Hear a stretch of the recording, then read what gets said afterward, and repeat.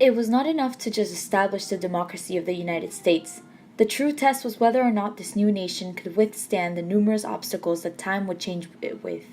More often than not, these challenges were ones that directly threatened democracy. Because of this, the United States dedicated itself to upholding its tradition of democracy and spreading its principle across the globe, especially during times of global crisis. It was March 12, 1947, and then President Harry S. Truman was faced with the recent end of the Second World War, a war which saw horrendous casualties and financial losses, especially from nations in Europe and abroad. The United States, a now powerful standing superpower, was looking at democratic nations fall one by one into the reign of communist leaders. As a democratic nation, communism was the worst enemy of the United States.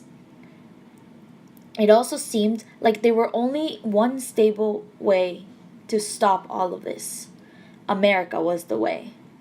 It saw a trend that the less financially stable a country was, the more likely it was to fall under a communist regime. Unable to ignore this, America decided to make the fight against communism their own fight. This is how they lived up to their title, policemen of the world. Not only would they look out for themselves, but also for any country in need of it.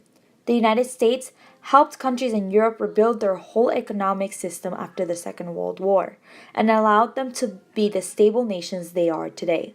The Truman Doctrine is a representative of this famous title because, as Truman quoted it establishes that it must be the policy of the United States to support free peoples who are resisting attempted subjugation by armed minorities or by outside pressures. This not only established that aid would be given to countries in need, but made it official that the United States' main role was to help them.